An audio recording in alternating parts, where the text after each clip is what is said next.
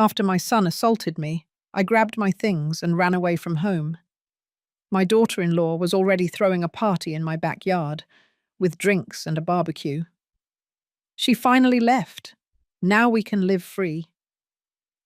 She spoke with joy, but as the music was blaring, they didn't even notice when the door slowly opened. That would come later. Much later. First, I had to get out of there. First, I had to survive this morning. I am 64 years old. This morning, my son Jake shoved me against the kitchen wall so hard that my head hit the tile. I felt the pain explode in the back of my neck like a white flash of lightning. I heard my granddaughter Chloe scream from the hallway. She was scared. Scared of her own father. I didn't cry in front of him. I didn't give him that pleasure. I got up slowly, the last of my dignity hanging from my shoulders like an old shawl. Jake didn't even look at me. He turned around and walked out to the backyard, where Melissa, his wife, was watering the plants, my plants. The ones I planted 20 years ago when I bought this house with the money from my job as a seamstress. Every dollar I earned sewing wedding dresses, school uniforms, curtains for neighbors, it all went to this house, to have a place of my own, to not depend on anyone. But now they live here, and I'm the one in the way. I went to my bedroom, the one that used to be the master bedroom, the one with the garden view. Now I sleep in the small back room, next to the water heater. Melissa said they needed more space because Chloe was growing up.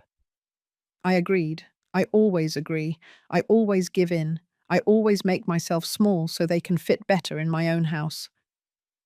I took a cloth bag from the closet, the same one I used when I came from El Paso 40 years ago, looking for a better life. Now I would use it to leave the life I had built.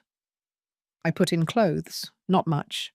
A grey sweater, 2 blouses, a skirt, underwear, my blood pressure medicine.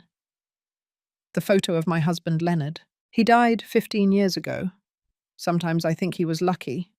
He didn't have to see what our son became. I also packed the house deeds. The documents that prove this property is in my name. Eleanor Miller.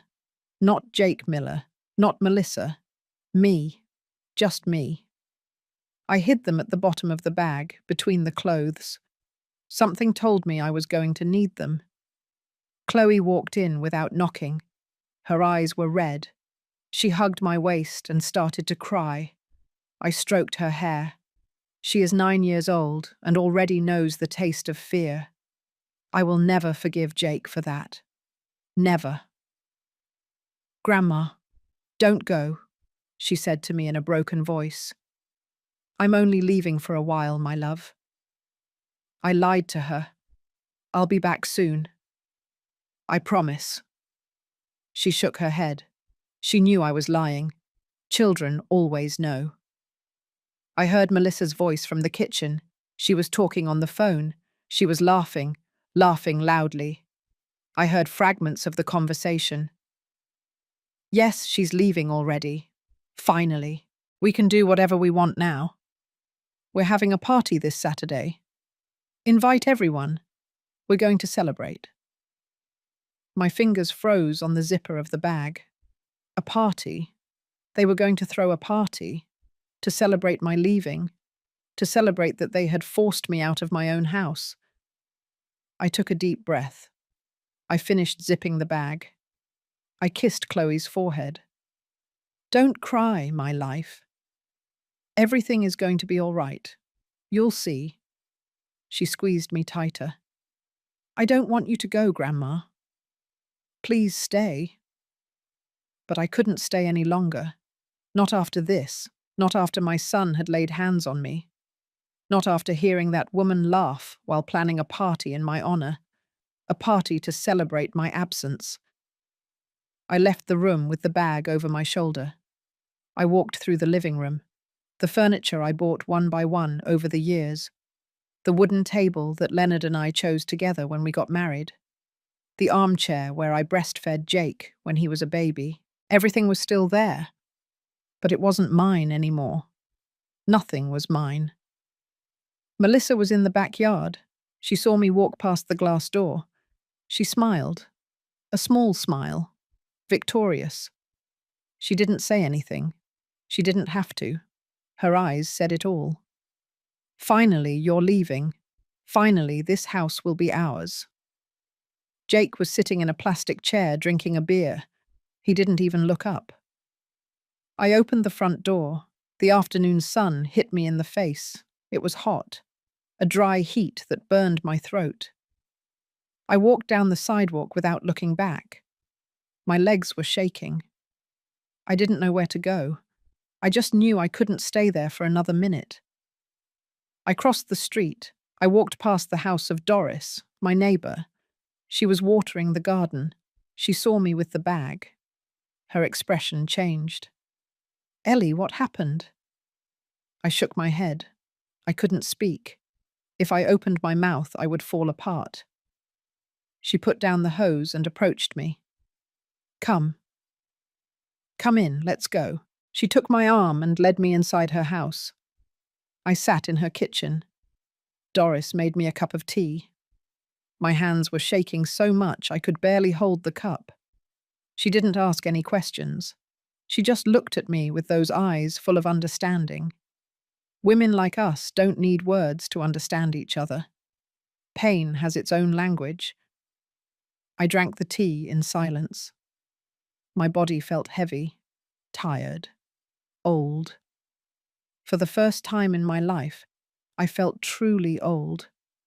Not because of the years, but because of the weariness of the soul, because of the betrayal, because of the abandonment by the one I loved most in this world. I raised that child alone after Leonard died. I worked double shifts so he wouldn't lack anything. I paid for his college. I supported him when he met Melissa, even though something inside me told me that woman was no good. But he loved her, and I just wanted him to be happy. So I kept quiet. As always, when they asked to stay in my house because they didn't have money for rent, I said yes. Of course I said yes. He's my son. He's my family. It will only be for a few months, they said, just until we save up for a down payment on an apartment. 6 months passed, then a year, then 2, and they never left. Little by little, they started taking control. Melissa changed the furniture around. Jake brought his things and put them where mine used to be. My space kept getting smaller and smaller until one day I realized I was living as a guest in my own house. But I never thought we would come to this. I never thought my son would lay a hand on me. I never thought I would have to flee my home. The place I built with so much sacrifice, with so much love. Doris prepared the guest room for me. Rest, Ellie. We'll talk tomorrow. You can stay as long as you need. I thanked her without a voice. I lay down in that strange bed. I closed my eyes, but I couldn't sleep. In my head, I only heard Melissa's laughter. We're going to throw a party. We're going to celebrate. I spent the whole night awake, staring at the ceiling, thinking, remembering, wondering when everything went wrong, when I lost my son. Or maybe I never truly had him. Maybe he was always like this, and I was too blind with love to see it. The next day, my whole body ached. My head, my back, my heart, most of all. Doris brought me breakfast. Eat something, please. I wasn't hungry, but I ate so as not to worry her, so as not to be a burden in her house too. I spent 3 days like that, floating in a kind of fog, not knowing what to do, not knowing where to go. Doris gave me space. She took care of me without suffocating me. I will be eternally grateful for that. It was the 3rd day when everything changed. Doris came in from outside with her cell phone in her hand. Her face was tense. Ellie, you have to see this. She showed me the screen. It was a photo of my house, of my backyard. There were people everywhere.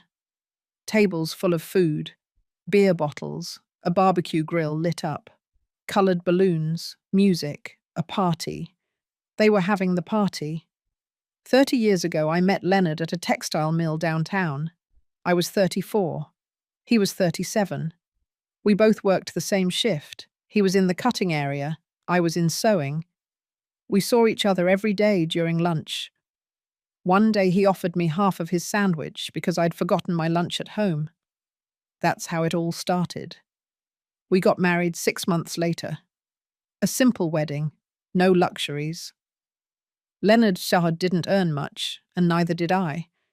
But we had something better than money. We had plans, we had dreams. We wanted a home of our own, a place to raise our children, a space that was only ours. We rented a small apartment on the outskirts, 2 bedrooms, a tiny kitchen, a bathroom with broken tiles. But it was our refuge. Jake was born there 2 years after the marriage. I remember the first time I held him. He was so small, so fragile. He cried a lot. We hardly slept. Leonard worked during the day, and I worked at night, so there was always someone taking care of the baby. We were a team. We had each other. Jake grew up fast. He was a quiet boy, observant, not like the other kids in the building who ran and screamed all day. He preferred to stay inside reading or drawing. Leonard said he was going to be an artist. I thought maybe he would be an architect, something creative, something big. We gave him everything we could, clean clothes, even if they were second-hand. Hot food every day, even if we ate less so he could have more. New school supplies every start of the year, even if we had to pay in installments. We wanted him to have what we never had: opportunities, education, a future. When Jake was 8 years old, we managed to buy a small lot. It was small. It was in a neighborhood outside of downtown, unpaved, without all the utilities. But it was ours, our piece of land, our start. Leonard and I built that house with our own hands. Well, he built it. I helped by carrying bricks, mixing cement, painting walls. On weekends, the 3 of us went. Jake played among the rubble while we worked. It took us 3 years to finish it. 3 years of sacrifice, of saving, of not buying anything that wasn't absolutely necessary. I remember the day we moved in. Jake was 11 years old. He ran all over the house, shouting with happiness. "Mom, I have my own room. Dad, look how big the backyard is. We can plant trees." Leonard and I hugged in the empty living room. "We did it," he said to me. "We have a home." And we did. For years we were happy there. I got a job at a fabric store. I did alterations and custom sewing. Leonard stayed at the mill, but he got a promotion. He earned a little more, enough to live without worry, to pay for Jake's education. Our son finished high school with good grades. He wanted to study business administration. Leonard was so proud. My son is going to college. My son is going to get a degree.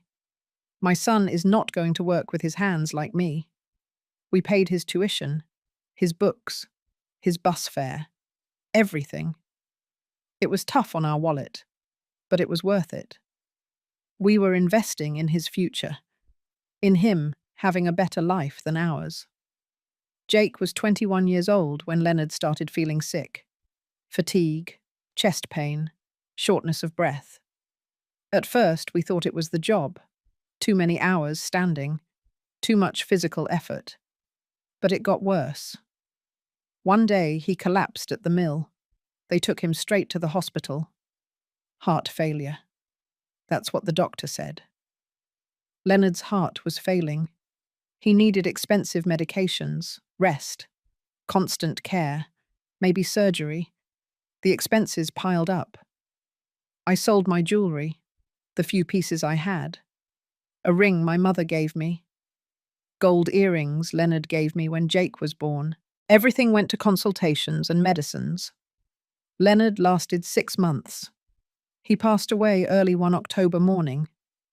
I was asleep beside him. I woke up and he was gone. That's how silently he left, without saying goodbye, without a farewell. I was left alone with Jake. He was 23 years old. He was in his last year of college. I told him not to worry, that I would take care of everything, that he should finish his studies, that it was what his father would have wanted. I worked harder than ever. I took every order I could get. I sewed late into the night. I slept 3 or 4 hours. The rest of the time I was at the machine. Quinceañera dresses, costumes for school festivals, nursing uniforms, curtains, tablecloths, anything. I couldn't afford to turn down anything. Jake graduated. I was there at the ceremony, alone, without Leonard, but proud. My son has a college degree. I did it. We did it. After graduation, Jake got a job at a logistics company. He didn't earn much at first, but it was a start. He moved into a shared apartment with other guys. I stayed alone in the house. For the first time in years, the house was silent. A heavy silence. Empty. I kept working. I kept sewing. It was the only thing I knew how to do, the only thing that kept me busy, that kept me from thinking too much about the loneliness. Jake came to visit on Sundays. We ate together. He told me about his job, about his plans. He wanted to grow in the company, make a career, earn more. I listened to him happily. My son is getting ahead. All the sacrifice was worth it. It was during one of those visits when he told me he had met someone, a co-worker, Melissa. He wanted me to meet her. He brought her the following Sunday. She was young, pretty, well-dressed. She smiled a lot, maybe too much. She talked about her plans with Jake, about how they wanted to live, about the house they wanted to have, about the car they wanted to buy, about the trips they wanted to take. Everything was I want, I want, I want. Nothing about we have or we have achieved. Only future plans, dreams without foundation. Something in my stomach twisted that day, but I kept quiet. Jake looked at her with adoration. He was in love. And I wasn't going to be the bitter mother-in-law who ruins her son's happiness. They got married the following year. A medium-sized wedding in a rented hall. I paid for part of the expenses. I didn't have much, but I gave what I could. He was the only son I had, the only family I had left. At first, everything seemed fine. Jake continued to visit me. Melissa came with him. Always very kind, always very proper. She brought me flowers. She helped me set the table. She asked about my health. She seemed like a good woman. But things changed when Melissa became pregnant. Suddenly the visits became less frequent. Jake was busy. Melissa was tired. They needed to save. They needed to prepare for the baby. I understood, or so I told myself. Chloe was born in March, a beautiful girl. When I saw her for the first time at the hospital, my heart melted. She was identical to Jake when he was born. The same eyes, the same small nose. My granddaughter, my blood. The first few months were difficult for them.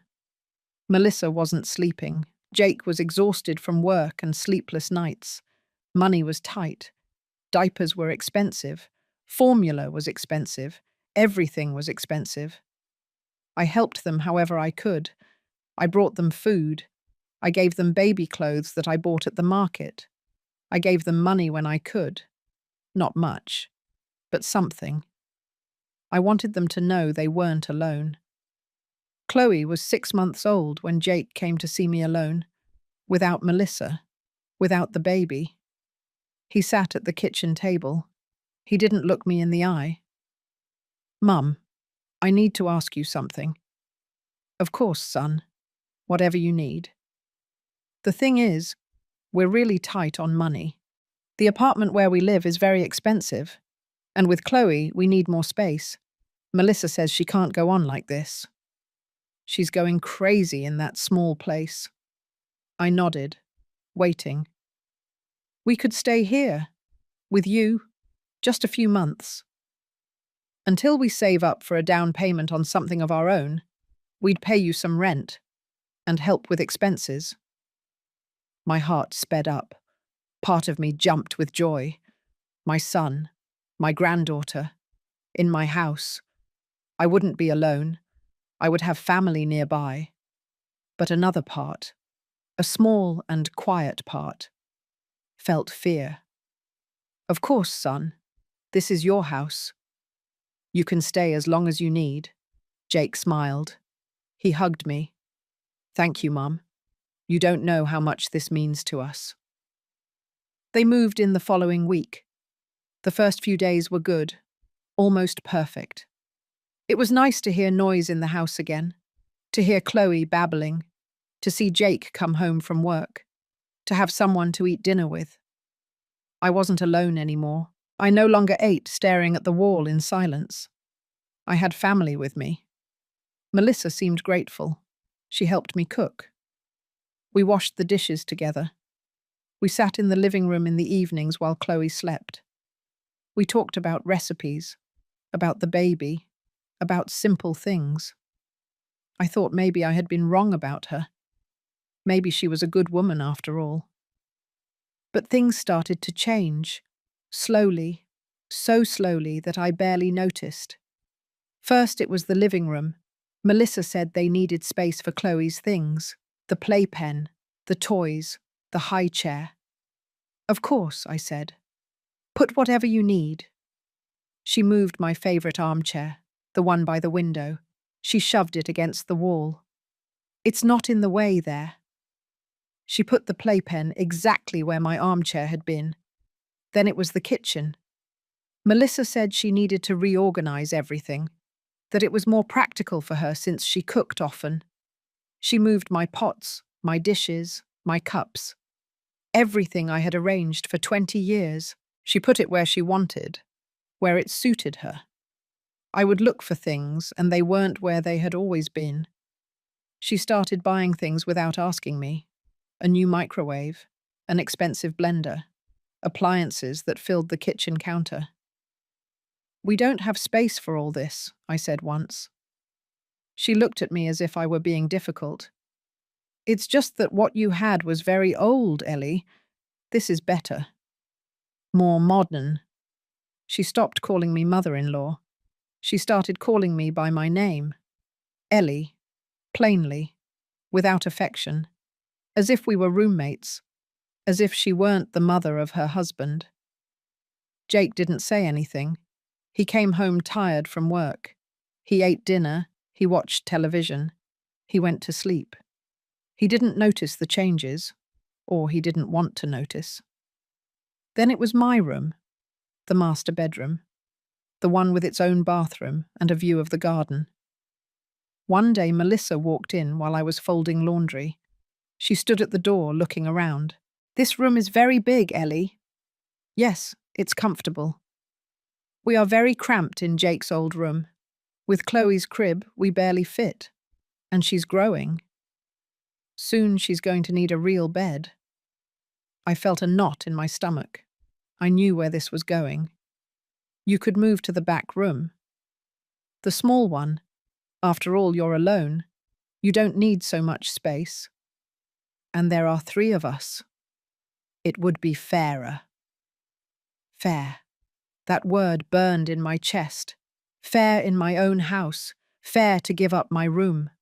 The one I shared with Leonard. The one I painted myself. The one with the window where the sun comes in every morning. But I didn't say anything. I just nodded. All right. I'll move. It took me 2 days to move my things. Jake helped me carry the dresser. Thanks, Mum, he said. This helps a lot. Melissa was already cleaning my room before I finished taking everything out. She hung new curtains. She put on new sheets. She erased every trace of me in less than an hour. The back room is small, dark. It faces the water heater. You can hear the dripping all night. It doesn't have a closet. I had to put my clothes in boxes. The bed barely fits. But I told myself it was temporary, just a few months. Soon they would leave and I would get my space back. 3 months passed, then 6. They weren't leaving. They never talked about leaving. When I asked how the savings for their apartment were going, Jake changed the subject. It's hard, Mum. Everything is very expensive. We need more time. Melissa started inviting people over to the house. Her friends, her sisters. They came on Saturdays. They stayed for hours. They drank coffee. They laughed loudly. They used my cups. They left everything dirty. I cleaned up after they left. One afternoon, I heard one of them ask, "Is this house yours, Melissa?" "No, it's my mother-in-law's, but we live here." The other woman said something I couldn't hear. Melissa laughed. "We'll see, we'll see." Those words kept echoing in my mind. We'll see what? What was she planning? Jake started coming home later. He said there was traffic, that he had meetings, that work was tough. But he smelled of beer. He came home with red eyes, with wrinkled clothes. Melissa didn't say anything to him. She didn't seem to care. I took care of Chloe every afternoon. Melissa said she needed to rest. That being with a child all day exhausted her. She went out. She didn't say where. She returned hours later with shopping bags, new clothes, shoes, makeup. She was spending money that they supposedly didn't have. Chloe started calling me Mum. I was the one who fed her, the one who bathed her, the one who put her to sleep. Melissa got angry. "Don't teach her to call you that. I am her mother." I explained that the child said it herself, that I wasn't teaching her anything. But Melissa didn't believe me. She started keeping Chloe away from me. When the child came to look for me, Melissa would call her. "Come with Mum. Leave Grandma alone. She has things to do." Chloe cried. She wanted to stay with me. But Melissa insisted. The child learned not to look for me when her mother was near. The house bills started going up. Electricity, water, gas. Melissa used the washing machine 3 times a day. She left the lights on throughout the house. She took showers twice a day with the water heater on maximum. When the bills arrived, I got scared. It's almost $200 for electricity. How can it be so much? Jake said he would pay half, but he never did. There was always an excuse. "This month is tough, Mum. I'll pay you for 2 months next month." But the next month arrived, and the story repeated itself. I ended up paying for everything. My savings were starting to run out. Melissa decided they needed a car. Jake said they didn't have the money for a down payment. She insisted. "Everyone has a car. We can't keep using public transportation. It looks bad." They ended up buying a used car. "We took out a loan," Jake told me. "We'll pay it in 3 years." The car was parked in my garage. The garage where Leonard's car used to be. The one I had to sell after he died because I couldn't afford to keep it. Now there was another car there. But it wasn't mine. Melissa started complaining about everything. "The house is old. The furniture is ugly. The walls need paint. The bathroom is outdated. You should remodel, Ellie. Do something. This looks like an old person's house." I didn't have money to remodel. I barely had enough for the bills and food, but she insisted. "If you're not going to fix up the house, at least let us do it. We can pay little by little, make improvements." Jake hired a contractor. They started tearing down walls, changing floors, painting. I hadn't authorized any of that, but it was already done. The contractor handed me the bill. Melissa had told him I would pay. $500, $700, $900. My savings were disappearing. When I complained, Jake got angry. "We're improving your house, Mum. You should be grateful. This increases the property's value. You're going to leave it to us anyway someday. Why are you complaining?" Those words hurt more than a punch. "You're going to leave it to us someday." As if I were already dead. As if this house were already theirs. As if I were just taking up space until I was gone. Melissa started making decisions without consulting me. She changed the refrigerator. She bought a new living room set. She threw away my potted plants in the backyard because they were ugly. She put in other plants, other things. Everything to her taste. I watched from the window of my small room as my house transformed into something I didn't recognize. On Sundays, Melissa invited her family, her parents, her siblings. They filled the backyard. They had barbecues. They drank beer. They laughed. I stayed in my room. Nobody invited me out. Nobody called me for food. When I went out to get water, they looked at me as if I were interrupting, as if I shouldn't be there. One afternoon, Melissa's mother asked me, "How long have you been living here, Ellie?" I was confused. "All my life. This is my house." The woman laughed awkwardly. "Oh, right, of course. It's just that Melissa talks about this house as if it were hers." I got confused. Jake started shouting at me. Over small things, over nothing. If he didn't like the food, if I made noise in the morning, if I asked a question. He raised his voice. He talked to me as if I were a silly child. Melissa watched and didn't say anything. Sometimes she smiled. Chloe was almost 2 years old. She no longer sought me out. Melissa had trained her well. When I tried to pick her up, the child turned her face away. She preferred her mother. Sometimes I watched her play in the backyard from my window. I wanted to go out, play with her. But I knew Melissa would get upset. I stopped cooking. Melissa said she would take care of the food, that I was too old to be in the kitchen so long, that I should rest. It sounded thoughtful, but it wasn't. It was another way to push me out, to take another space away from me. Now I couldn't even decide what to eat in my own house. Things got worse when Chloe turned 3 years old. Melissa organized a big party in the backyard. She invited all her family, her friends, the neighbors. She rented bounce houses. She hired a clown. She bought food for 50 people. I didn't participate in anything. Nobody asked for my opinion. Nobody asked if I agreed. They just told me there would be a party on Saturday, as if I were a tenant being notified of an event. On the day of the party, I stayed in my room. I listened to the music, the laughter, the shouts of the children playing. I peeked out the window once. I saw Chloe in a pink dress, blowing out the candles on her cake. Everyone was singing. Everyone was clapping. I wasn't there. I went out later to go to the bathroom. I crossed the living room. Some people looked at me. A lady asked me if I was the grandmother. I nodded. "What a lovely party your daughter-in-law threw, right? What a beautiful backyard she has. This house is gorgeous." "Thank you," I murmured.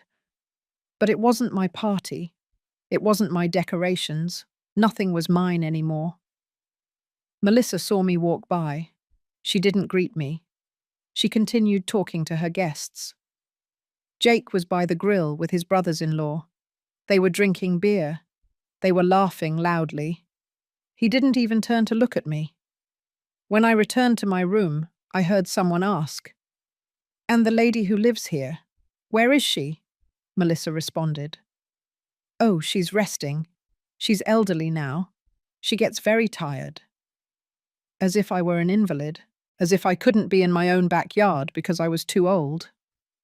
That night when everyone left, it was my job to clean up. Melissa said she was exhausted. Jake said he had to work early the next day. I picked up the dirty plates, the empty bottles, the leftover food. I cleaned the tables. I swept the backyard. It took me hours. My back ached. But nobody helped me. The next day, Jake asked me for money. I need $200, Mum. What for, son? Expenses. Things for Chloe. The party cost more than we thought. I felt something break inside me. You're asking me for money for a party I wasn't even invited to. Jake frowned. What do you mean you weren't invited? You were here. You could have come out whenever you wanted. I didn't lock you up. But nobody called me. Nobody included me. He shrugged. Don't be dramatic, Mum. You always exaggerate everything. I didn't give him the money. It was the first time I had ever said no to him. Jake got angry. He left, slamming the door. Melissa came in afterward. I heard everything. Don't you realize you're being very selfish? Jake works hard. He makes an effort. And you don't even support him. You only think about yourself. I work too, I replied. I pay the bills for this house, the bills you run up. Melissa laughed. Please, Ellie. You work? You do some sewing once in a while. We are the ones supporting this house. That's not true. You don't pay anything. You live here for free. You eat for free. You spend my money as if it were yours. Melissa looked at me with contempt. You know what? You're bitter because you're alone, because nobody needs you anymore. You should be grateful we're here, that we keep you company. If it weren't for us, you'd be dying of loneliness here. Her words pierced me. I wanted to answer. I wanted to defend myself.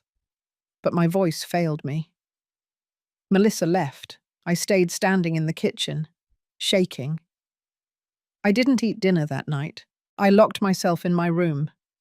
I cried in silence. For the first time, I thought about leaving, about giving up everything. But where would I go? I didn't have anyone else. This was my house, my only place in the world. The following days were tense. Jake wouldn't speak to me. Melissa wouldn't either. They ignored me. When I entered a room, they left. When I tried to talk to Chloe, Melissa took her away. Come on, my love. Grandma's busy. One afternoon, a bank statement arrived. A loan I hadn't requested. $5,000. In my name. With my signature. Or something that looked like my signature. I called the bank. They told me the loan had been approved 2 months ago, that the money was already in my account. But I hadn't seen that money. It wasn't in my account. I looked for my papers, the house documents, my bank account statements, my ID. They weren't where I had left them. I searched all over my room for them. They didn't show up. I felt panic. Someone had taken my documents. Someone had taken out a loan in my name. I went to find Jake. He was in the living room watching television. Jake, I need to talk to you. What is it, Mum? I'm watching something. It's important. A bank statement arrived. A loan I didn't request. Jake didn't look at me. Oh, yeah. I took it out. We needed money to fix the roof. It was leaking. But it's a loan in my name. Without my permission. That's illegal, Jake. You can't do that. He finally turned to look at me. Oh, Mum, don't exaggerate. I'm your son. Why do you need permission? Besides, it's for the house. Your house. It benefits you, too. You stole my identity. You forged my signature. Jake stood up. His face changed. Just shut up. I'm sick of your complaints. Sick of everything bothering you. Sick of you always making things difficult. He had never spoken to me like that. Never with such violence. I took a step back. Jake followed me. You know what your problem is? You think you still call the shots here, that this house is yours. But it's not anymore. You don't decide anything anymore. I run things here. Melissa and I. You only live here because we allow it. His words hit me harder than any punch. Jake, this is my house. It's in my name. I built it. I paid for it.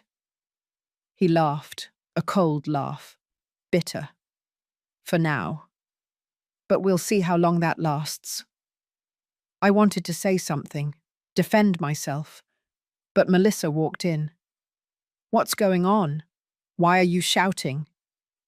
Jake pointed at me. Your mother-in-law is hysterical because I took out a loan. Melissa sighed. Oh, Ellie. Always making drama. That money was used for the house, so it wouldn't leak everywhere. You should be grateful. I am not grateful. You are robbing me. You are using my name, my documents, my credit. This is not legal. Melissa crossed her arms. You're going to sue us? Your own son? Your granddaughter's mother? Go ahead. Do it. You'll look like the worst mother in the world, the worst grandmother. Nobody will believe you, Jake added. Besides, who says you didn't authorize that loan? Who says you didn't forget? You're old now, Mum. You forget a lot of things. Maybe you even signed and just don't remember. No, that's not true. I didn't sign anything. You forged my signature. Melissa came closer. Her voice turned soft, poisonous. Ellie, you are 64 years old. You live alone. Well, you did live alone. You have no one else but us. Think carefully. What are you going to do? Where are you going to go? Who is going to take care of you when you're older? When you can't manage on your own, you're going to need us. You better treat us well. I felt the floor moving beneath my feet. It was a clear threat. Either I shut up and obeyed, or I would be left alone, abandoned, with no one. I went to my room. I locked the door. I sat on the bed. My hands were shaking. My heart was pounding so hard I thought it would jump out of my chest. They had crossed a line. It was no longer just an invasion. It was no longer just disrespect. Now it was theft. It was fraud. It was abuse. But they were right about one thing. I had no one else. I had no family. My friends were few and they all had their own problems. I couldn't show up knocking on their doors asking for help. And report them. Report my own son. How could I do that? What would people say? What would they think of me? I spent days thinking, pondering, looking for a way out that I couldn't find. Jake still wouldn't talk to me. Melissa treated me with contempt. Chloe wouldn't even look at me anymore. I was a ghost in my own house. One night I heard Jake and Melissa talking in their room. I was in the hallway. I was going to the bathroom. They had left the door ajar. Melissa's voice was clear. How much longer are we going to put up with her? I'm sick of her already, always complaining, always getting in the way, Jake replied. I don't know, but the house is in her name. We can't do anything until... He paused. Melissa finished the sentence. Until she dies? Or until we convince her to sign it over to you? How do we convince her? Jake sounded tired. I don't know. By telling her it's for her own good, that she'll be protected that way. That if something happens to her, the house is already secured for us, for Chloe, something like that. Or can we get her to sign when she's distracted, like we did with the loan? I froze. They had planned it. Everything. The loan. The documents. They wanted to take my house, They wanted me to sign the papers, and if I didn't do it willingly, they would do it by force. I returned to my room without making a sound. I locked the door. I could barely breathe. My own son, my own flesh and blood, planning to rob me, planning to leave me with nothing. I didn't sleep that night. I stayed sitting on the bed, thinking, planning. I needed to protect myself. I needed to do something. But what? I didn't know yet. But something inside me had changed. I was no longer afraid. I was furious. 2 weeks passed after I heard that conversation. 2 weeks in which I acted as if nothing had happened. As if I didn't know their plans. As if I were still the silly, submissive mother they thought I was. But inside, something had shifted. I was no longer the same. I started keeping my important documents somewhere else. I put them in a plastic bag and hid them in the toilet tank. No one would look there. I made copies of the house deeds when Melissa went shopping. I went to a print shop downtown. I made 3 copies. I left one with Doris. I told her to keep them, not to tell anyone. She looked at me worriedly, but didn't ask questions. She just nodded. Jake came home one night with papers in his hand. He was in a good mood. He was smiling. It had been weeks since he had smiled at me like that. "Mum, come here, sit down. I need you to look at something." I sat at the kitchen table. My heart was pounding fast. I knew what he was coming for. He put the papers in front of me. "Look. I spoke with a lawyer. He says it would be good for you to put the house in my name. Well, in our names. Yours and mine, as co-owners. That way, if something happens to you, God forbid, the house won't go through lengthy paperwork. I can take care of everything then.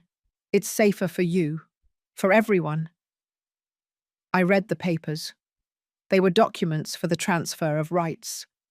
If I signed that, the house would no longer be just mine. It would be Jake's too. And as soon as I died, or as soon as he wanted, he could do whatever he wanted with it.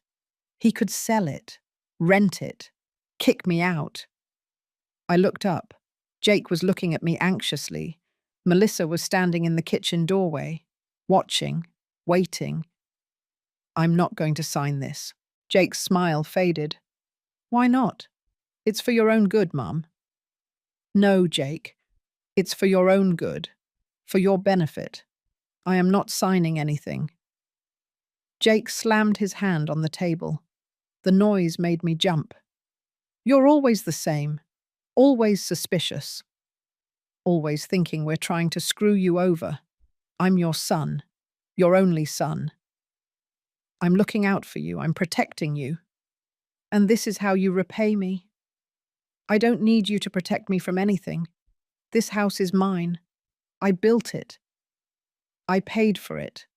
And it will continue to be mine until I decide what to do with it."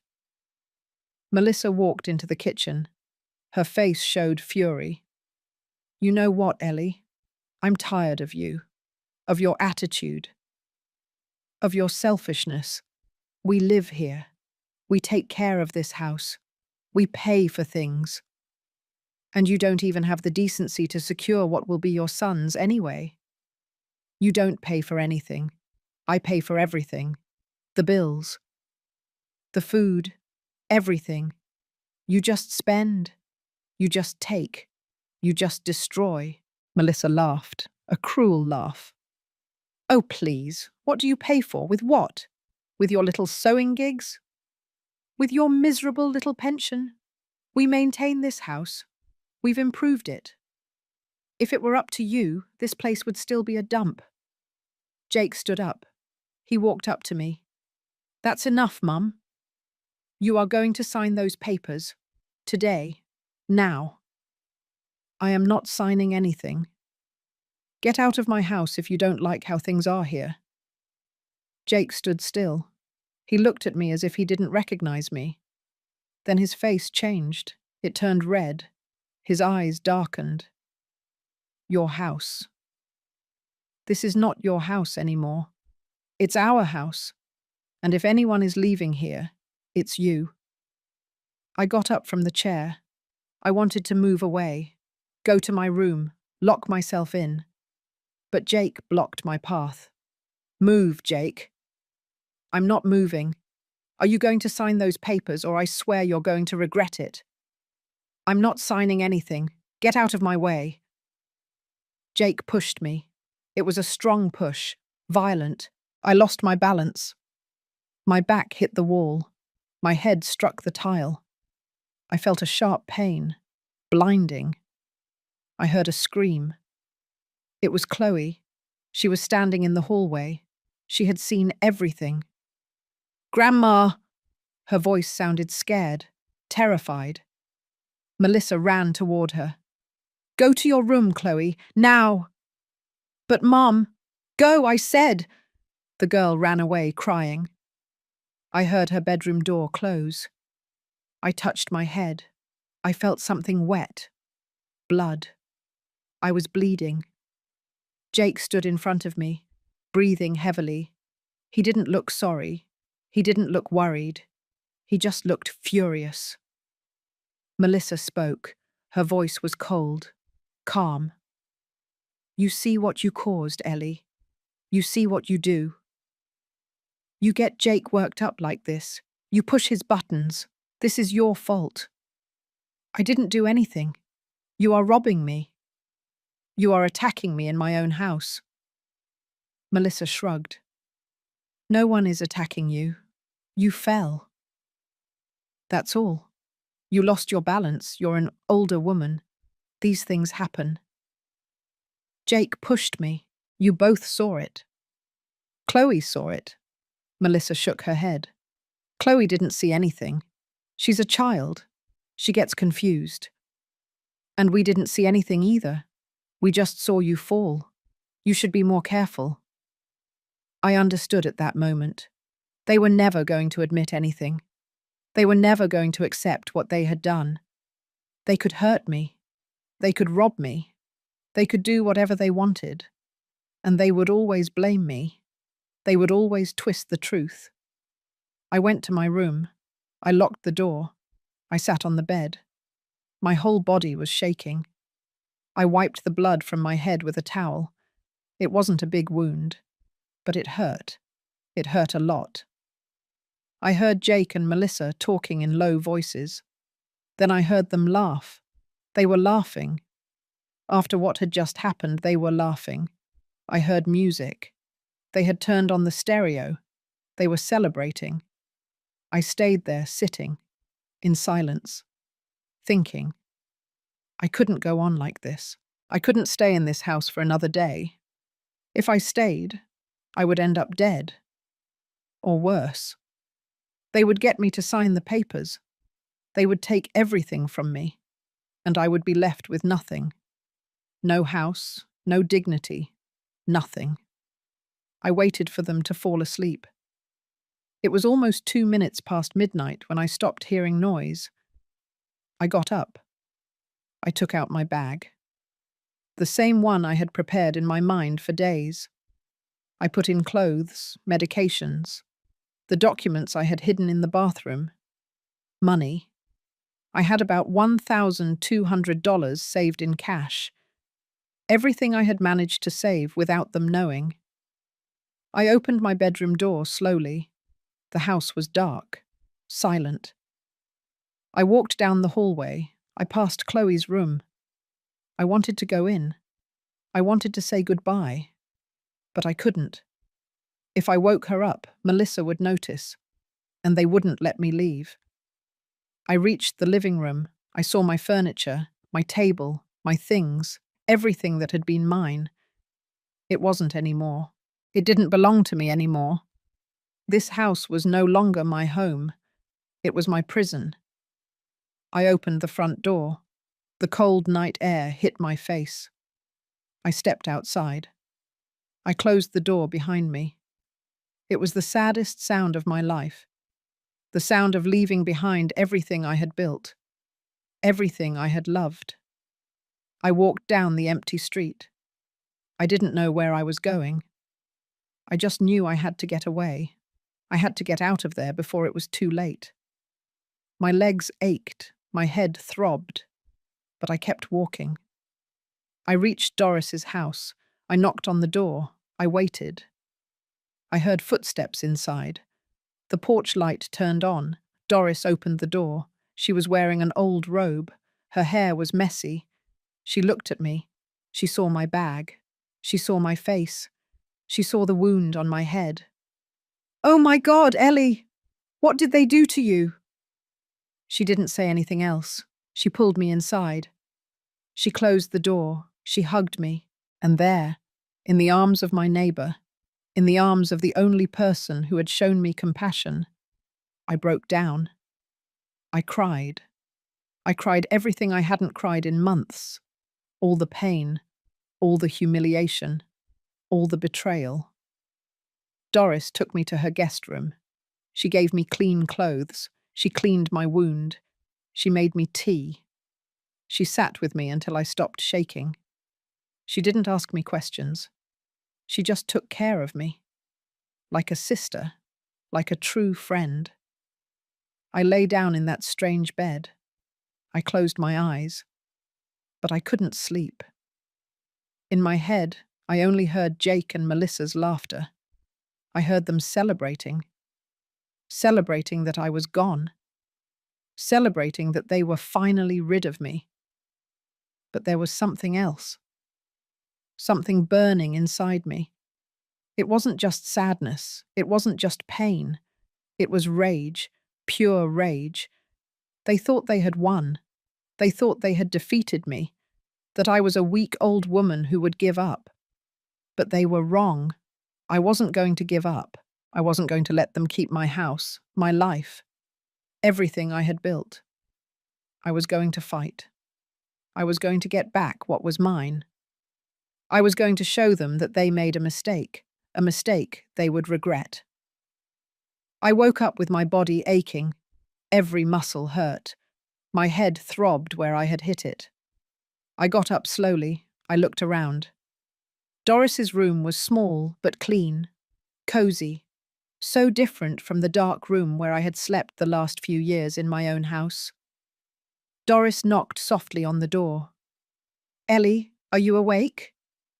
Come in." She entered with a tray, hot tea, toast, scrambled eggs. "Eat something, please. You'll get sick if you don't eat." I sat on the bed. I took the cup of tea. My hands were still shaking a little. "Thank you, Doris. You don't know how much this means." She sat next to me. "We're friends, Ellie. That's what we're here for. What did that boy do to you? What did your son do to you?" I told her everything, from the beginning, from when they came to live in my house.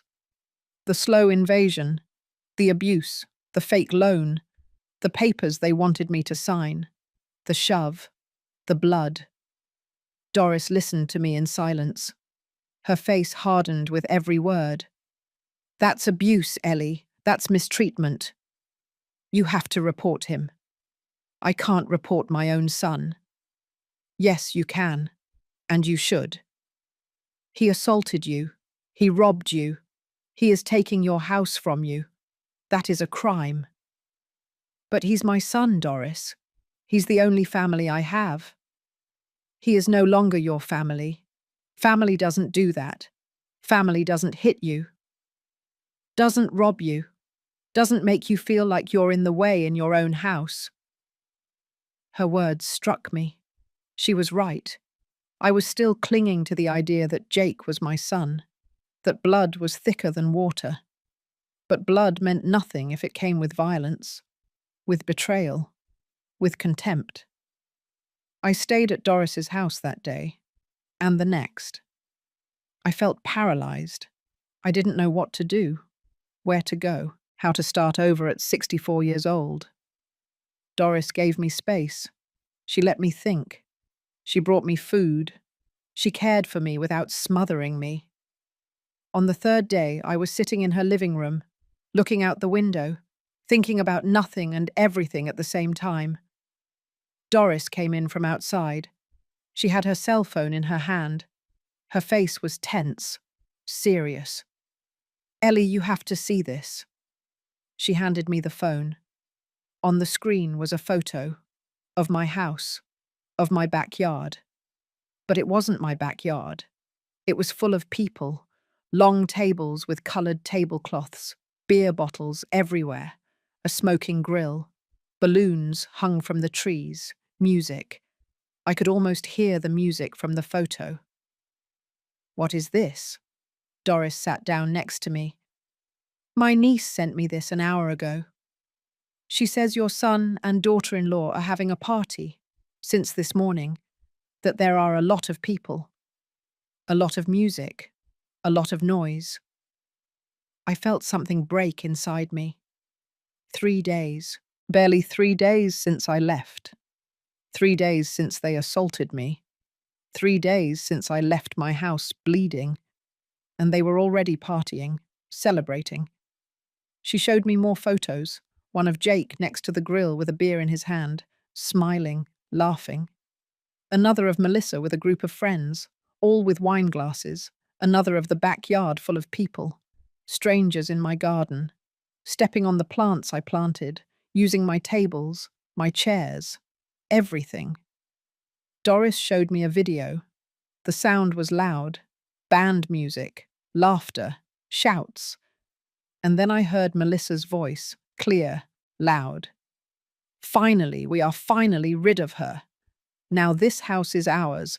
Now we can live how we want. Without anyone watching us, without anyone making things difficult for us. Cheers to freedom." I heard the sound of glasses clinking.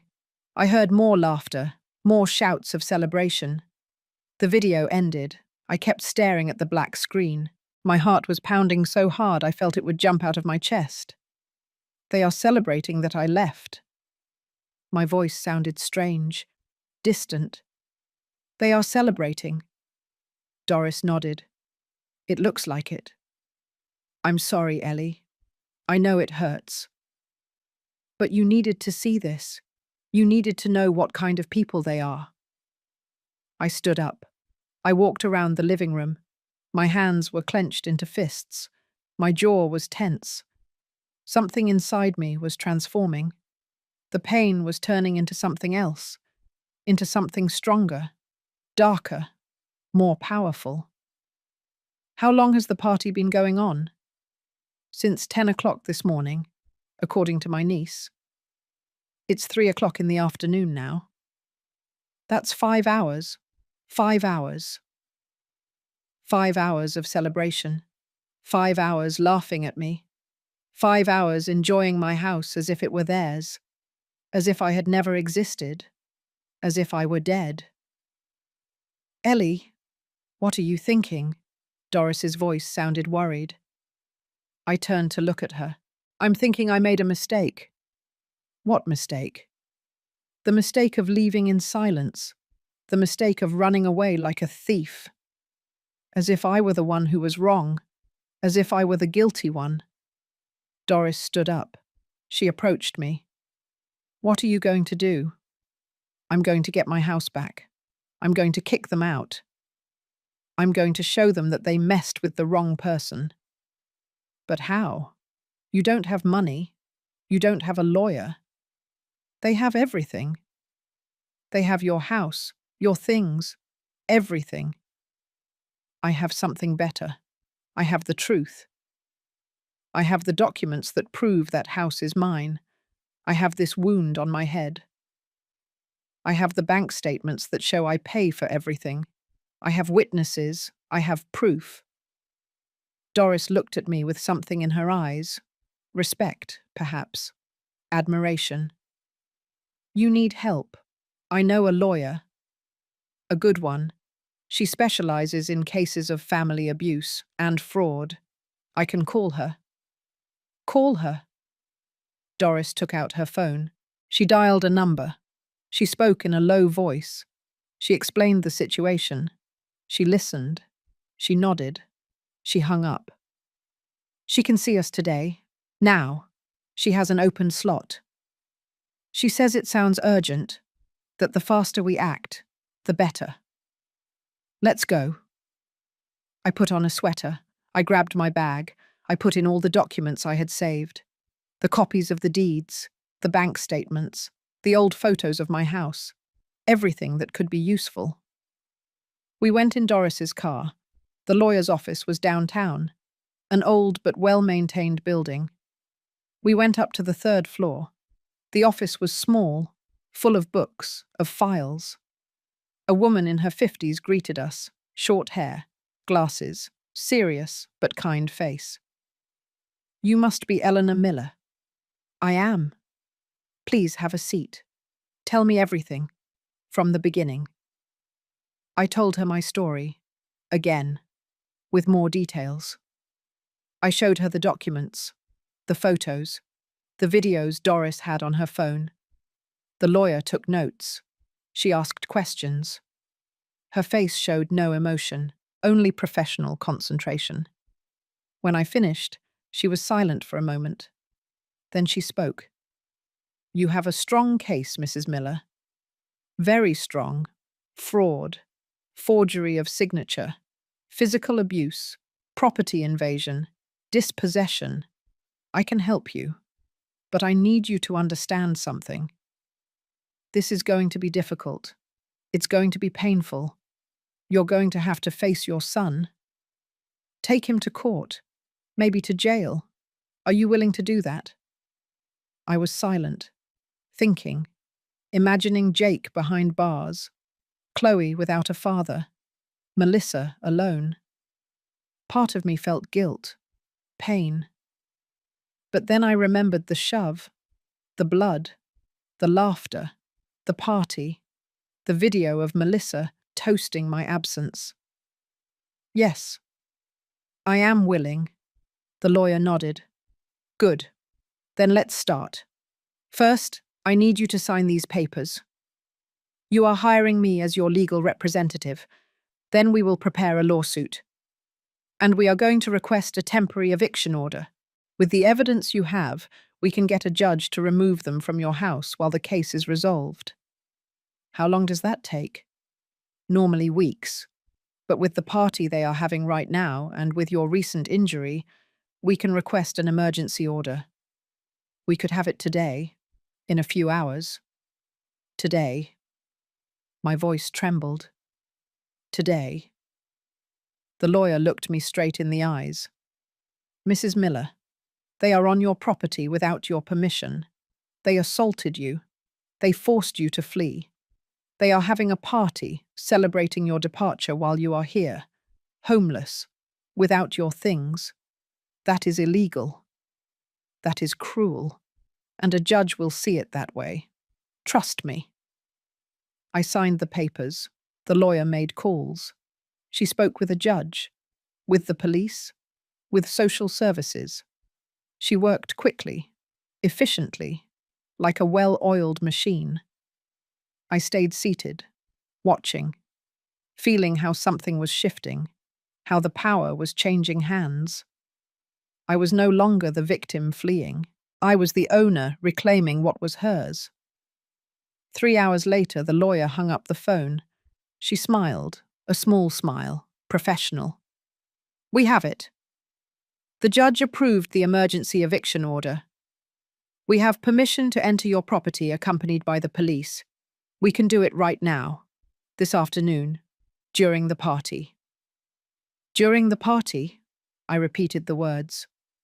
Yes, while everyone is there. All the witnesses, all the proof that they are illegally occupying your property. It is the best time. They will be caught off guard. They won't be able to hide anything. They won't be able to deny anything. Doris took my hand. Are you sure, Ellie? Are you ready for this? I looked out the window. The sun was starting to set. It would be night soon. The time would soon come. The moment to return, to face them, to reclaim. Yes, I am ready. The lawyer's name was Elizabeth Vance. She had 20 years of experience in family and property law cases. She told me while preparing the last documents, "I have seen cases like yours dozens of times, Mrs. Miller. Children who abuse their parents, who dispossess them, who mistreat them, and it is always the same. Parents are afraid to act, afraid of being left alone, afraid of what people will say. But you are doing the right thing, the brave thing." "I don't feel brave. I feel scared. That's normal. But fear doesn't mean it's wrong. It just means it's important, that you are reclaiming something worthwhile." Liz made more calls. She coordinated with the police. "We need 2 patrol cars. An eviction order, presence of a social worker in case there are minors on the property. Yes, there is a child. My client's granddaughter, 9 years old. Good. Then also Child Protective Services, just as observers, to make sure everything is done correctly." Every word she said made everything more real, more concrete. It was no longer just an idea. It was a plan that was going to be executed in a matter of hours. Doris squeezed my hand. "You're going to be okay. I'm going to be with you. I'm not going to leave you alone." "Thank you. I don't know what I would do without you." She smiled. "That's what friends are for." Liz put the papers in a briefcase. "Ready? I'll meet you at your address at 6 o'clock this evening. The police have already been notified. The social worker too. Everything is coordinated. You just have to be there. Sign what is necessary. And let the law do its job." We left the office. It was 4:30. We had an hour and a half. Doris suggested we go eat something. "You haven't eaten properly in days, Ellie. You need strength." We went to a small diner nearby. I ordered chicken soup. I could barely eat. My stomach was knotted. The nerves were eating me up inside. "You're thinking about Chloe." Doris's voice was gentle. She knew exactly what was going through my head. "Yes, all the time. She's going to be there. She's going to see everything. She's going to see her dad being removed from the house. She's going to see me arrive with the police. How do I explain that to her? How do I make her understand that it's not her fault? Liz said the social worker will look out for her. She will make sure she is okay. That they don't traumatize her more than necessary. But she's already traumatized, Doris. She already saw her father hit me. She already lives in a violent environment. She already knows something is wrong. That's why it's important for you to do this. To get her out of there. To show her that abuse is not tolerated. That there are consequences. That women don't have to put up with it. That grandmothers don't either. She was right. This wasn't just for me. It was for Chloe, too. To teach her that she deserved to grow up in a home without violence, without shouting, without fear. Even if that home no longer included her father. We finished eating. Doris paid the bill. I wasn't hungry, but I had eaten enough not to faint. I needed to be strong. I needed to be clear-headed. This was the most important thing I had done in years, maybe in my whole life. We got in the car. Doris drove slowly. We arrived at my street at 5:40. We parked 3 houses before mine. From there we could see. The party was still going. There were still people. There was still music. There was still laughter. My heart was pounding so hard I felt it was going to explode. I took a deep breath. Once. Twice. 3 times. Doris looked at me from the corner of her eye. "Do you want to wait in the car? You can come out when the police arrive." "No, I want to see everything. I want to be present from the beginning." At 6 o'clock exactly, the first patrol car arrived. It parked in front of my house. 2 police officers got out. An older man, a young woman. Behind came another car. It was Liz. She had more papers, a briefcase, serious and professional face. A third vehicle arrived, a white SUV. A woman with a folder got out of it. The social worker. Well, the social worker. She approached Liz. They talked briefly. They checked papers. Liz saw me in Doris's car. She signaled me. It was time. I got out of the car. My legs were shaking. Doris got out with me. We walked toward the group. The neighbors were starting to come out of their houses, to watch, to murmur. They knew something was happening. Liz introduced me to everyone.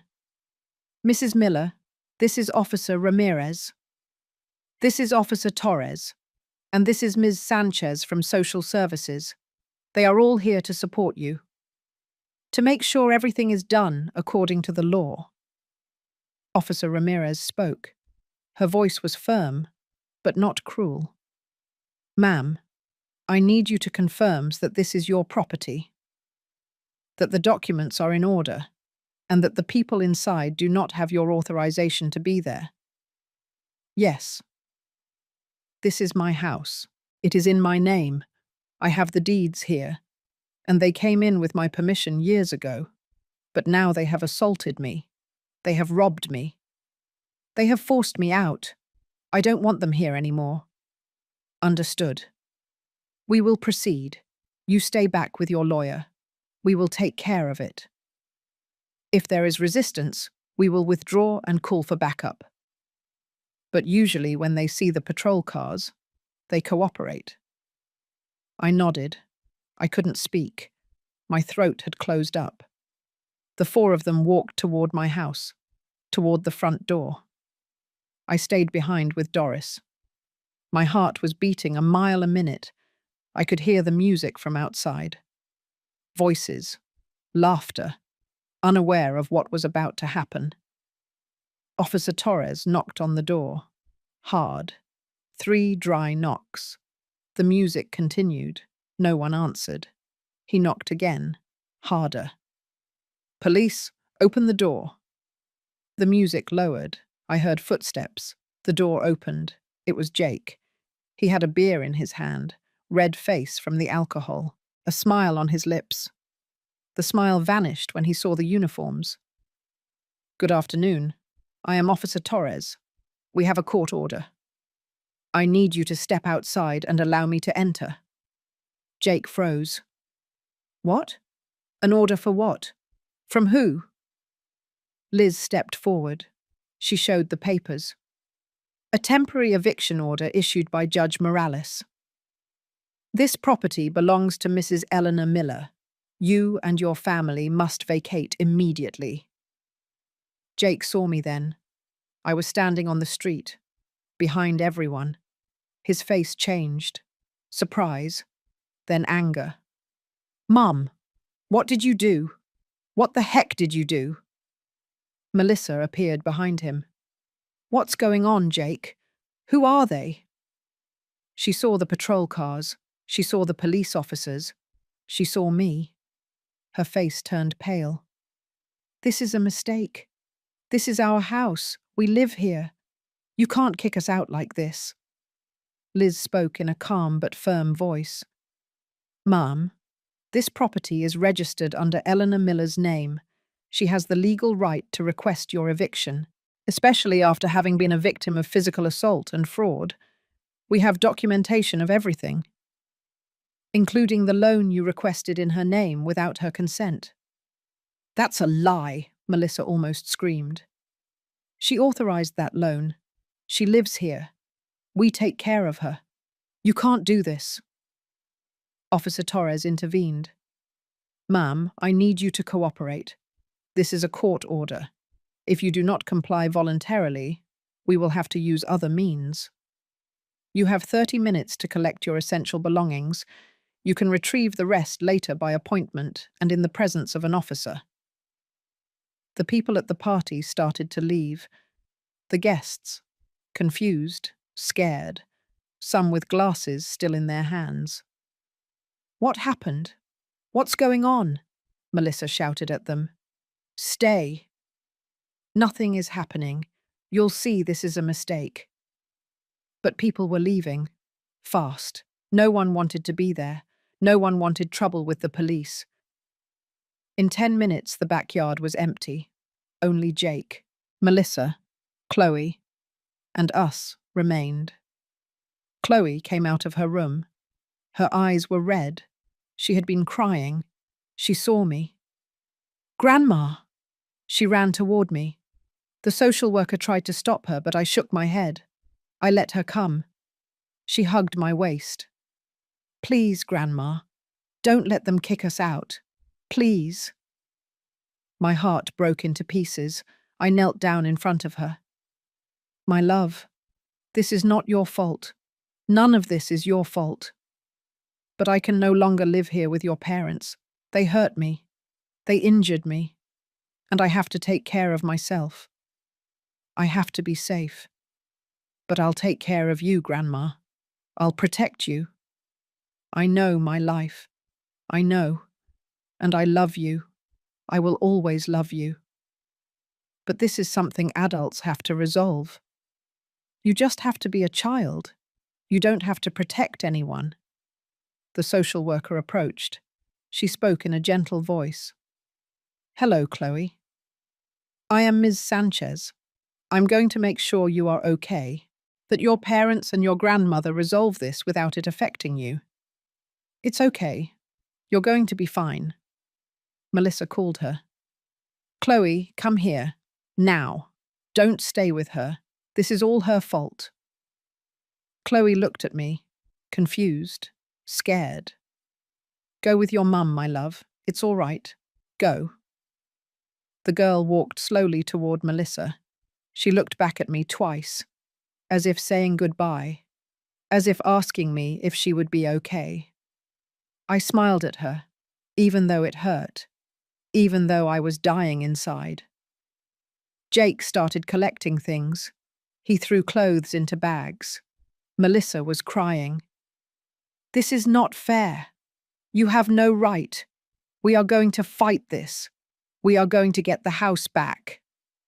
You'll see, Ellie. You are going to regret this. Liz replied for me. Mom, any threat will be documented and used against you. I suggest you cooperate and leave peacefully. The 30 minutes passed like a dream, like a movie. Jake and Melissa took out clothes, Chloe's toys, some personal items. Not much. They couldn't take much. Officer Torres supervised everything. He made sure they didn't take anything that wasn't theirs. When they finished, they left. Jake walked past me without looking at me. Melissa looked at me with pure hatred. This is not over. I swear it. Chloe was crying. Grandma. Grandma, please. They got into their car, the one they had bought with borrowed money, the one they parked in my garage. They drove away. They left. Their taillights disappeared at the end of the street. I stayed standing there, in the middle of the street, in front of my house, which was finally mine again. Officer Ramirez handed me the keys. They are yours, Mrs. Miller. The house is secured. I recommend you change the locks first thing tomorrow morning, just in case they made copies. I nodded. I took the keys. They weighed more than I remembered. Or maybe it was me who felt lighter. Liz reviewed the final papers. I signed where she indicated. This is temporary, Mrs. Miller. There will be a hearing in 2 weeks. But with the evidence we have, it is highly likely that the eviction will become permanent. They may try to fight it. But I doubt it. Cases like this rarely favor the aggressor. Thank you, Counselor, for everything. She smiled. It's my job, and it's the right thing to do. Take care. Call me if anything happens. Any threat. Any attempt at unauthorized contact. It's all on record. The social worker approached. Mrs. Miller, I will be monitoring the miner's situation. Chloe. To make sure she is in a safe environment. If at any point you believe the child is in danger with her parents, notify me. We have options. I will. Thank you. The officers left. Liz left. The social worker left. Only Doris and I remained, standing in front of my house. The backyard was still full of the remains of the party. Plastic cups, empty bottles, plates with half-eaten food, napkins on the ground. The smell of barbecue still hung in the air. Do you want me to stay with you tonight? Doris looked at me worriedly. No. I need to be alone. I need to reclaim my space. But thank you for everything. Without you, I couldn't have done this. She hugged me. You are stronger than you think, Ellie. You always have been. You just needed to remember it. Doris left. I stayed standing in front of the door. My door. I put the key in the lock. I turned it. The sound of the bolt opening was the sweetest sound I had heard in years. I pushed the door open. I walked in. The house was silent. A deep silence. Heavy. But it was not the oppressive silence from before. It was a silence of peace, of freedom. I walked through the living room. I ran my hand over the table, over the armchair that had been mine and that Melissa had moved. I put it back by the window, where it had always been, where it should be. I went to the kitchen. There were dirty dishes everywhere, remains of the party, bottles on the counter, spilled food, a mess. But it was my mess, my kitchen, my house. I started cleaning. I washed the dishes, one by one. I cleaned the counter. I swept the floor. I felt every movement, every gesture. I was reclaiming my space. I was erasing their traces. I went to the master bedroom, the one that had been mine, the one they took from me. Melissa's sheets were still on the bed, her things on the dresser, makeup, perfumes, clothes. I took everything off. I put it in bags. I left them in the hallway. They would come to collect them later. Or not. I didn't care. I put on my own sheets, the ones I had stored. White, clean. They smelled of lavender. I sat on the bed. My bed. In my room. I looked out the window. The garden. The plants. The sky darkening. Everything was there. Everything was still there. And now it was mine again. I went to the small back room, the one that had been my prison. I took out my few things, my clothes, my medications, Leonard's photo. I placed it on the nightstand in the master bedroom, next to the bed, where it had always been. Hello, my love. I'm back. I'm home. I spent the next few hours cleaning, organizing, reclaiming every corner, every space. I threw away the things Melissa had put in, the horrible decorations, the bright cushions, the cheap pictures. I took my things out of the boxes. I put them back in their place, in their correct spot. I cleaned the backyard. I picked up all the cups, all the bottles, all the trash from the party that celebrated my absence, the party that ended in the worst possible way for them. I smiled, a bitter but real smile, deserved. It was 2 minutes past midnight when I finished. I was exhausted. My whole body ached, but it was a good pain, a pain of labor, of recovery. I took a long bath, in my bathroom, with my hot water, without anyone rushing me, without anyone knocking on the door demanding to enter. I put on my favorite pajamas, the ones I hadn't worn in years because Melissa said they looked old. I lay down in my bed, in my room. I closed my eyes, and for the first time in years, I slept peacefully. I slept soundly. I slept without fear, without anxiety. without worry that someone would enter, that someone would shout at me, that someone would hurt me. I woke up with the sun. It came through the window, through my window. I stretched, I smiled. Today was a new day, the first day of the rest of my life, the first day as the owner of my own house again, of my own life. I made coffee. I ate breakfast calmly. I called a locksmith. He came mid-morning. He changed all the locks, front door, back door, windows, everything. He handed me the new keys. No one else had copies. No one else could enter without my permission. I paid $150. It was the best money I ever spent in my life. Doris came to visit me. She brought sweet bread, coffee. We sat in the backyard. "How did you sleep?" "Like a baby," she smiled. "You look different, Ellie. You look alive." I feel alive. For the first time in years, I feel alive. The following days were calm, beautiful. I resumed my routine, my sewing, my clients, my plants. I watered the garden. I pruned the trees. I fixed what was broken. I painted the walls that Melissa had stained. Little by little, the house became my house again. It regained my essence, my spirit. Jake tried to call me. Several times. I didn't answer. He sent me messages. I didn't read them. Melissa also tried to contact me. I blocked her. Liz had told me that any unauthorized contact should be reported, and that's what I would do if they kept insisting. The hearing was 2 weeks later. Jake and Melissa arrived with a cheap lawyer.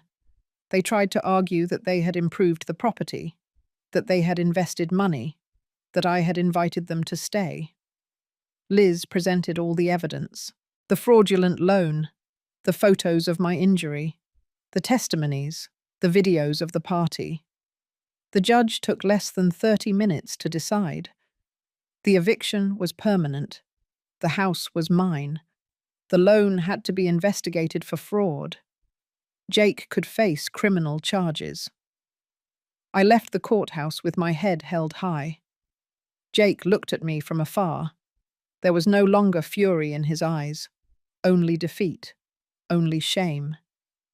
Melissa was crying. Chloe was not there. Thank goodness. She didn't have to see this. I returned to my house, my legal house, official, permanently mine. I sat in my armchair, by the window. I looked at the garden. I took a deep breath. I had done it. I had reclaimed my life. I had reclaimed my dignity. I had reclaimed my home. 3 months passed since the hearing. 3 months since I permanently got my house back. 3 months of peace, of chosen silence, of true freedom. The first few days were an adjustment, getting used to being alone again, but this time it was different. Before I was alone and felt empty. Now I was alone and I felt complete. I didn't need anyone else to feel that my life had meaning. I was enough. I resumed my sewing work with more intensity. My clients came back. Some had heard what happened. Gossip travels fast in the neighborhood. But they didn't look at me with pity. They looked at me with respect, with admiration even. Mrs. Miller, who beat her own son. Mrs. Miller, who wouldn't be taken advantage of. Mrs. Miller, who took back what was hers. I earned more money in those 3 months than in the last 2 years. I no longer had to pay the inflated bills by Melissa. I no longer had to give Jake money. I no longer had to fund parties or other people's whims. My money was mine. I spent it on what I wanted, on what I needed. I bought new clothes, not many, but good quality. I had my hair done at a salon. I bought new glasses. I invested in my sewing machine. I had it serviced. I bought quality fabrics, imported threads. I indulged in things that before seemed impossible, unnecessary, selfish. I painted the house, all of it, in light colours, fresh, cheerful. I hired someone to fix the roof, to repair the leaks, to change the broken tiles in the bathroom. The house looked beautiful, like new, like when Leonard and I built it. Doris continued to visit me. We drank coffee every afternoon. We laughed. We told stories. We made plans. I wanted to travel, see the ocean. I hadn't left the city in years. Doris said we could go together, that it would be fun, two old ladies loose on the beach. I laughed. I liked the idea. I didn't hear anything about Chloe for 2 months. It hurt. I thought about her every day. I wondered if she was okay, if she missed me, if she hated me for what had happened. But I couldn't contact her. Legally, I couldn't approach her while she was with Jake and Melissa. That's what the judge had ordered. It was in the 3rd month when I received a call. It was the social worker, Ms. Sanchez. "Mrs. Miller, I need to speak with you." My heart raced. "It's Chloe. She's fine. She's physically fine. But emotionally, she's going through a difficult time. Her father is being investigated for fraud. Her mother is working double shifts. The child spends a lot of time alone, or with neighbours. She's asking for you. Constantly. Can I see her? There's a process. But yes, I can arrange it, if you are willing to be evaluated as a temporary care option. I would do anything, whatever is necessary. I went through evaluations, interviews, home visits. They checked my house, my financial stability, my mental health, my history, everything. It was invasive, uncomfortable, but necessary. And I did it. For Chloe. To give her a safe home, a place where she could be a child without carrying the weight of adult problems. 2 weeks later, Ms. Sanchez called me. "You have been approved, Mrs. Miller. Chloe can stay with you, temporarily, while her parents' situation is being resolved, if you agree." I cried. I cried with happiness, with relief. Yes. Yes, I agree. Chloe arrived one Saturday morning. The social worker brought her. She carried a small backpack, a few things.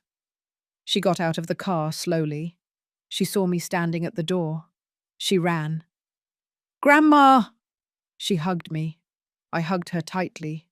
So tightly I thought I would break her. "I'm sorry, my love. I'm sorry for everything." She shook her head. "No, Grandma. You didn't do anything wrong. Dad did bad things. Mum too. But not you."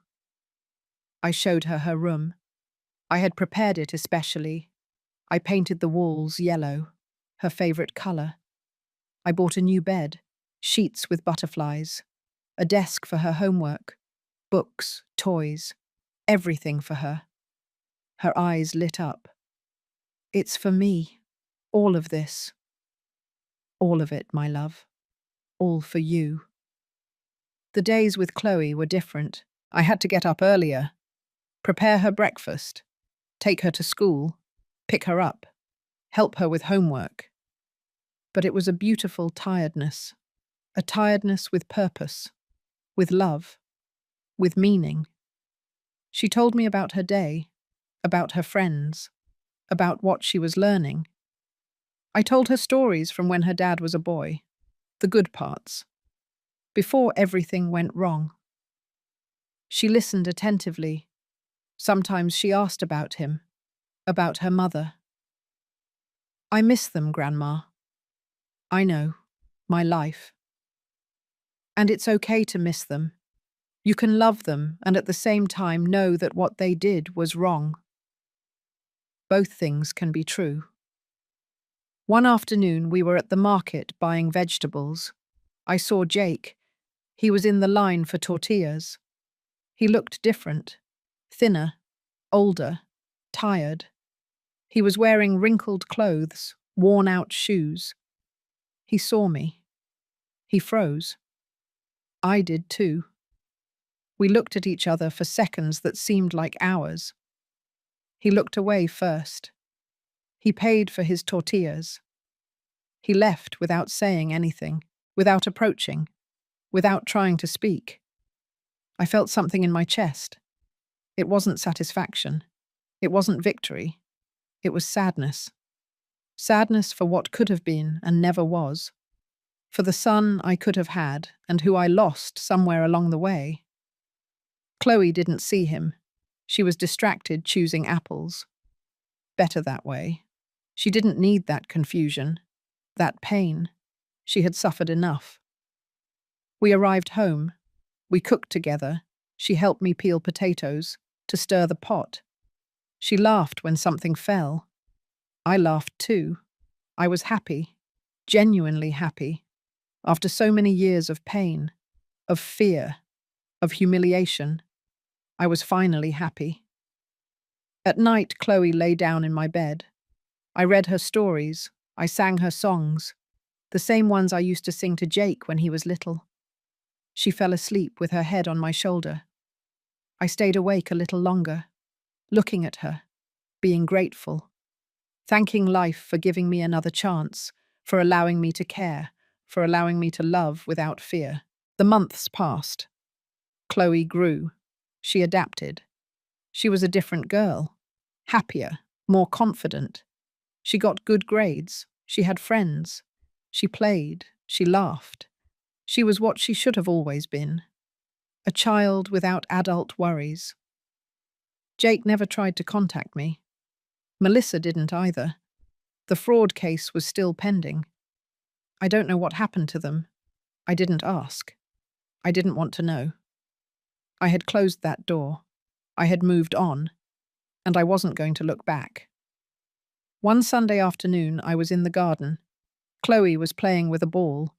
Doris had come to visit us. We were drinking lemonade. We talked about everything and nothing. The sun was warm. The air smelled of jasmine.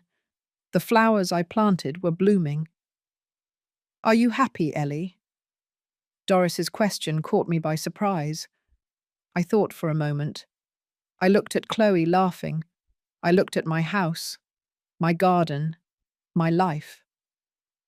Yes, I am happy, after all. Despite everything, I am happy. And it was true. I had lost my son. I had lost years of my life. I had suffered. I had cried. I had bled. But I had gained something more important. I had gained my freedom, my dignity, my voice. I had gained the ability to say no, to set boundaries, to defend myself, to not allow anyone to treat me as if I was worthless. I was 64 years old when this story began. Now I was 65, 1 year older, but infinitely stronger, wiser, more alive. This house was mine. This life was mine. And no one, never again, was going to take it from me. Chloe ran toward me. "Grandma, look!" She had found a butterfly, yellow, beautiful, resting on her hand. We looked at it together. The butterfly opened its wings. It flew. It rose toward the sky. Free. Like me. Like us. Finally free.